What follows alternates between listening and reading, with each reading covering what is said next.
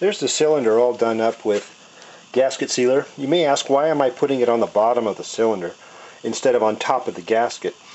As I try and slide this thing down onto the piston and compress the piston rings and get the cylinder to come down over the piston, I don't want that stuff all over the top of the gasket where it's going to be in the way and getting on my hands and irritating the crap out of me.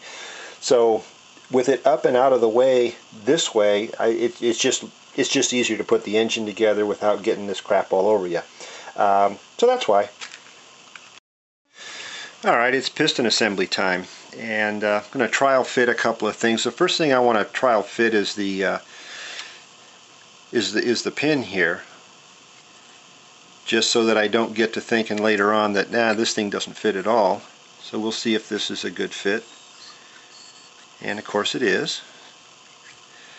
The next thing we've got to do is we've got to fit one circlip in here so that when we assemble the piston to the connecting rod, we can go ahead and push the piston through and then put the last clip in.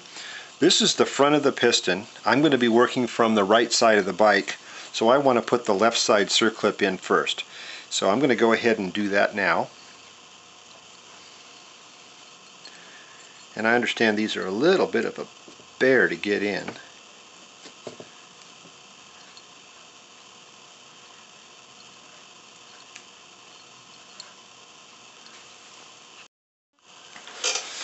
Okay, I had to go get a special assembly tool. This is known as the Kung Pao chicken tool. It's a pair of chopsticks. And all we can do is just kind of lever that thing into place. We don't want to use any metal tool because we'll scratch the bore of the piston up. So this is just a matter of fussing with it until you get it in. After about 15-20 seconds worth of fussing, we managed to lever that in. It's best if you put the edge of the circlip right about there and then lever it in this way, and once you get it partly into the bore, then you can just snap it right into the little groove that it's supposed to go in. And it is a bugger to put in. I'm not looking forward to putting the other one in on the other side. That's going to be a bugger. It's ring assembly time, and the first rings to go on, of course, are the oil control rings, which is comprised of an expander and 2 scraper rings. The expander ring goes in first, and you've got to make sure that you don't somehow get the ring overlapped on itself. And what I mean by that is you want to make sure that you don't get this thing assembled in the groove so that it's overlapping or hooked together. That'll wreck everything. It'll burn oil like crazy and make a mess out of all your nice new machine work. So the next thing to go on is the scraper rings, and these things don't have a direction. Just any which way will do. So we're going to try and put the bottom one on first.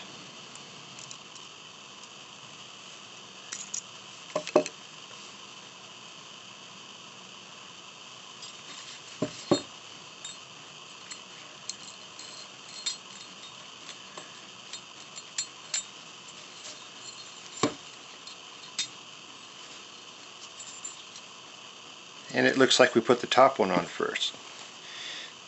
We'll go ahead and put the other one on.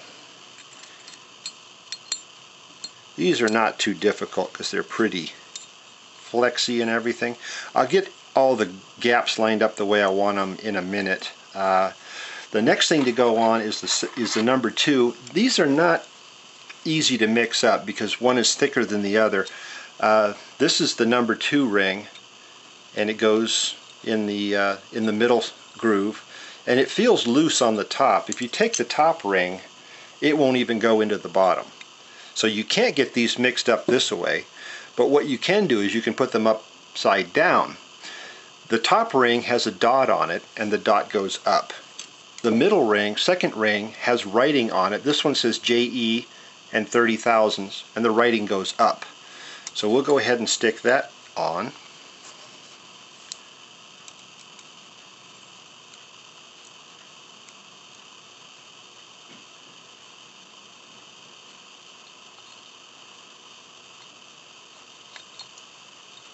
That's home free. And now we'll put in the top ring, making again sure that dot, it's an impressed dot, it's not printed, so it's a little dimple. And we'll make sure that that goes on with the dot facing up. And I really recommend that you have the right tool to do this, because trying to spread these things apart, in my experience in the past, can lead to broken rings. The tool's only about $7.50 and it's invaluable.